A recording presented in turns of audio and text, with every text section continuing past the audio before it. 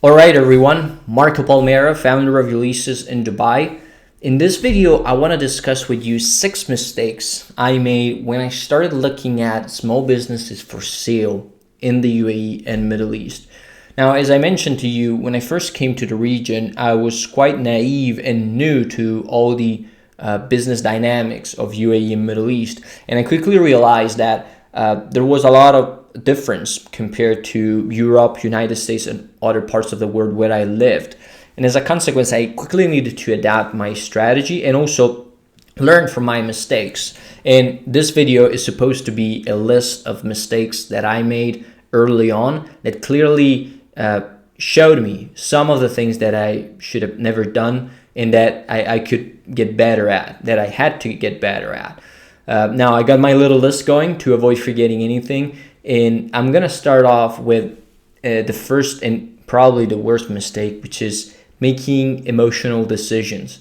In small business acquisitions, you're really going to be logic driven from my perspective. And when you let emotions becoming part of the deal, you're going to make tons of mistakes because you're going to overlook things and you're going to see things that are not necessarily real. I talk extensively in other videos about the fact that many times sellers have emotional attachment to the business, and that is a whole problem in and of itself. But when a buyer, like in our case, has emotional attachment into a deal, it becomes very messy. I can tell you, you overlook stuff, you're not too careful, you don't do the right amount of due diligence. Sometimes you accept things that you shouldn't accept. And ultimately, you start to believe things that might not necessarily be true, but you just believe them because you want to see the deal come to fruition.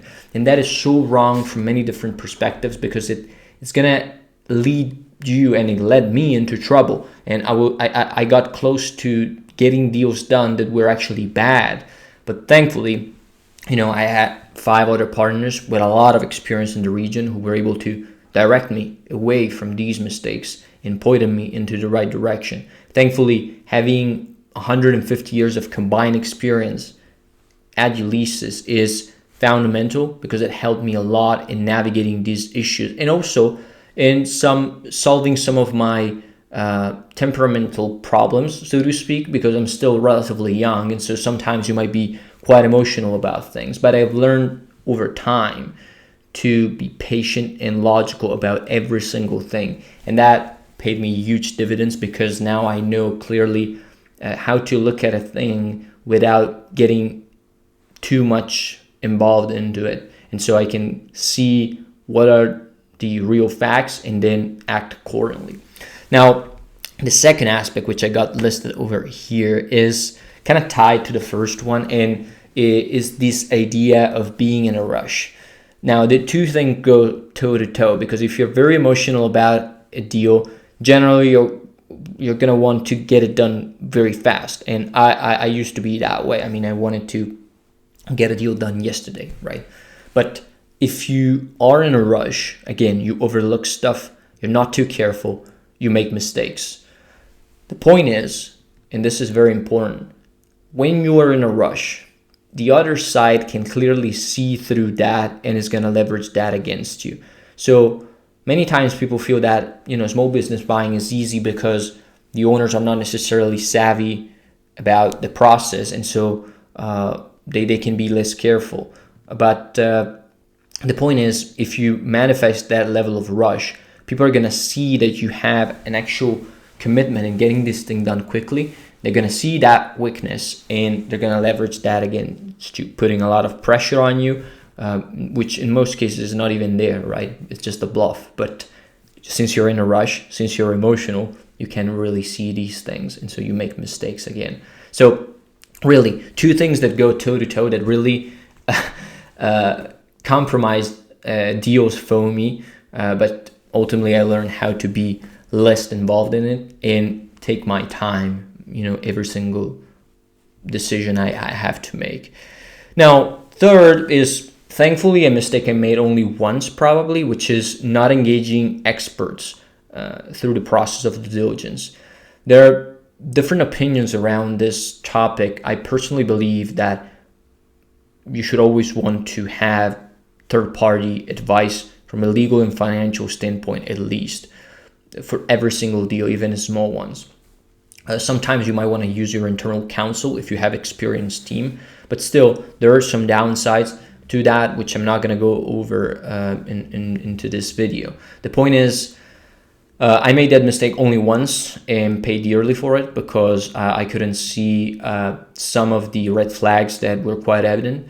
And as a consequence, I strongly believe that avoiding the mistake of not getting professional advice is something that everybody should be aware of, even for small deals like $100,000, $250,000. You might still want to get somebody who's a professional guiding you through the process, because it's going to save you tons of money in terms of mistakes that you might make and investments that you might make that are wrong, right? So the fourth is not engaging banks fast enough, or soon enough, I should say. And this is just my perspective, if you're planning to use leverage or third-party capital to structure a deal, I learned from experience, get the conversation started early on. And I'm talking about even before you have a deal on the table, because these guys take a lot of time to make decisions and you cannot affect those timelines. I've learned that, as I went through it. It doesn't matter how much you push, unless you're a big company with a lot of leverage, they're not gonna care about you and your timelines. And so getting them involved early on enables them to take all the time they need to make their decisions and still have the necessary steps, done when the deal is supposed to close. And so that is, from my perspective, an important thing to consider. Sometimes people go to banks, 2 weeks before the deal needs to close, and they wonder why they don't get the capital, or they wonder why that particular financial institution doesn't provide them with the necessary support. The point is, building the relationship early on accelerates this process and also gives them a lot of room for making their own assessments. So that is a lesson I've learned a long time ago. This is a mistake I made only partially, to be frank, which is structuring the deal in the wrong way. And I'm going to talk a little bit more about what I mean with this example. Sometimes, because I was emotional and in a rush for doing a deal, I tried to make a bad deal good. And that is a tremendous mistake, because I started twitching terms, conditions, structures, so that that particular business could in some way work, right? And I found out that's just, counterproductive, because if that deal is not good from the first time, it's not going to get any better. So you might just pass on it, build a solid deal flow pipeline, and stick to other deals. But don't try to make a bad deal good, because then you're going to make mistakes in structuring it. The deal is going to be messed up from the very beginning. And if something bad happens after you acquired it, then you're going to be in tons of trouble. So deal structuring is, again, a consequence of being in a rush and being emotional. But I think it's also a problem of wanting to maximize the outcome out of each opportunity that you get. And that is just wrong, because as you go through the steps of looking at deals and looking at opportunities, you will understand that you got to look at a lot of them before you find a good one. I mean, I used to talk with a company, partners of ours, who were supported by us in entering the region here, that had a big company, like 400, $500 million in revenue. And these guys took a lot of time in looking at opportunities and looked at so many of them before making a decision. And when I saw the way they approached deal making, I really stopped and learned that they didn't try to make a bad deal look good. If it wasn't good for them, they passed on it as quickly as possible and they started focusing on another one. And that is, from my perspective, what needs to be done also in small business acquisitions. And that was my fifth mistake that I made, not a lot of times, but sometimes I didn't make it.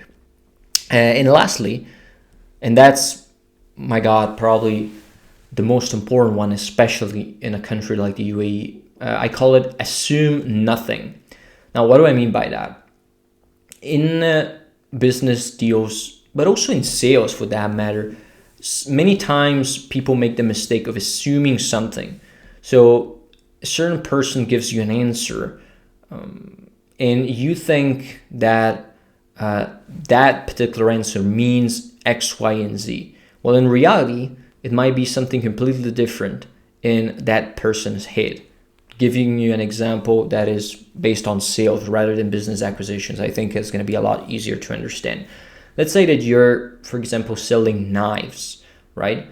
And a prospect asks you, how sharp are these knives really?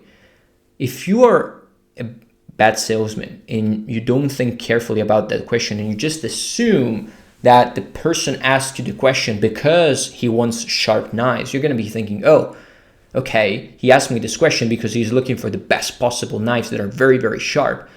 And you try to pitch that idea, maybe you're going to go against yourself because that person might not need very sharp knives. You might just be wondering what is the type of knife that you're selling. And so a counter question that you might ask is, well, I hear you there. Why is it that the sharpness of the knife is so important to you? And then the other person might say, the prospect in this case might say, well, it's because I'm planning to give these knives to my children, my teenagers, so that they can learn how to cook. And I didn't want them to be too sharp because otherwise they're going to hurt themselves. Now, all of a sudden, you collected a new piece of evidence, a new piece of data, and you understood that sharp knives are not what this person is looking for. And the same applies for business deals. If you assume stuff, you're going to make mistakes. And it's always better to ask more questions and really get to the bottom of things. Because when it comes to business deals, I found it to be very, very real, especially here in the UAE. People will never show you their true motivations until you dig the hell out of it. And even after you've dig everything out of them, you might still end up into a situation where at closing something else comes up that was not mentioned before. Now, you cannot predict that, of course, but the least you assume in the first place and the more questions you ask, the more information you're going to be able to collect and the better you're going to be enabled to structure that particular deal. And that, again, I think is probably the worst mistake I made. Early on, I just felt, this person gave me this answer. Certainly he wants this. No, that's never the case. And especially in a country like the UAE, where there are a lot of cultures that don't have English as their primary language, many times the same answer may mean different things for different people. And so I learned how to ask more questions, get more detailed about it. And that really, really changed the way I look at acquisitions and also changed the way we do due diligence, really. Because asking more questions early on sometimes brings up points that would kill the deal right away. And so I don't even have to engage with that guy because I know that based on the answers he gave me, I'm not even going to want to, be involved in a negotiation.